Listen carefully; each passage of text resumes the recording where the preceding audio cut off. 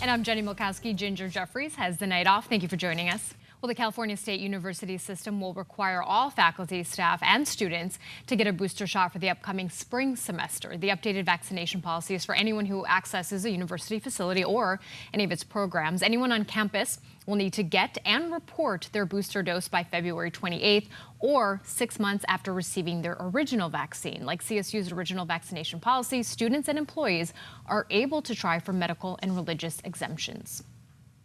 San Diego State University will require the booster shot for its students. However, there will be options for those who do not get the additional dose. The SDSU President's office releasing this statement you see on your screen saying, quote, the California State University system announced today a requirement that students, faculty, and staff, including those at SDSU, receive a booster vaccine if they are to access campus facilities in spring 2022. Those who cannot or will not get a booster shot will need to regularly test for COVID-19. Republican Congressman Darrell Issa has joined a group of lawmakers in support of a lawsuit regarding the military vaccine mandate. 35 SEALs and other Navy personnel want a religious exemption from taking the COVID vaccine. The federal lawsuit will be heard in Fort Worth, Texas. That'll be later this month. Now, Congressman Issa sent a letter to President Biden last week urging a pause of the military vaccine mandate because of its potential impact on force readiness. The lawsuit names Biden, Defense Secretary Lloyd Austin, and Navy Secretary Carlos Del Toro as defendants.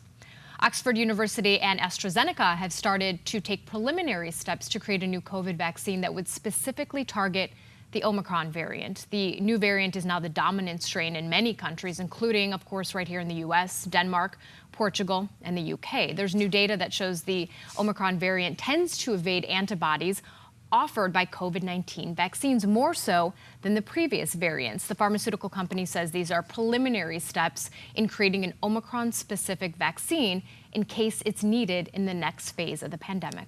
Well, a new study reveals serious side effects from COVID vaccines. Well, they are rare. That's according to the JAMA Open Network Medical Journal. Now, researchers say roughly 80% of people say they experience symptoms like fatigue and headaches after their second dose, but only 0.2% of those questioned said they had an allergic reaction. The findings, compiled by the University of California, San Francisco, were based on roughly 20,000 people from March through May of this year. Yes. Oh, they did. Oh, Yeah. wow. There they are. Do you guys say poinsettias or poinsettias? Poinsettias. I think I've been schooled to say it's poinsettias. I think that's what I say too.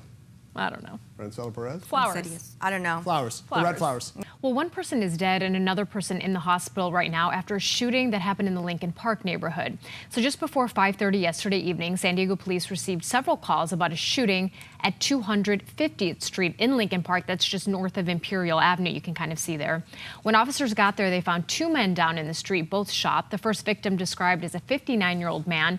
He died at the hospital. The second victim, 64, is currently in the hospital with serious injuries, but is expected to survive. San Diego police are still investigating, but preliminary reports show the victims were part of a group gathered on 50th Street when a suspect walked up to them, started firing. That suspect, last seen wearing dark clothing, a hooded sweatshirt, and a mask, driving a white or silver Honda sedan. If you know anything, you're being asked to call Crime Stoppers.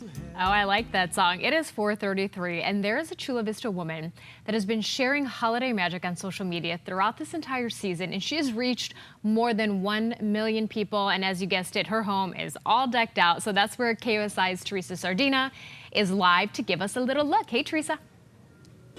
Can we please get that in studio? I think that would be awesome.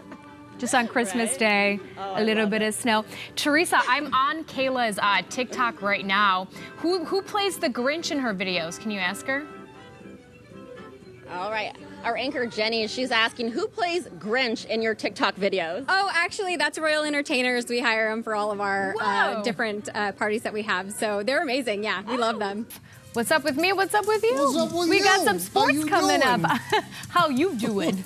You know what it is on Christmas? Grinch tears. It's the Grinch crying on Christmas.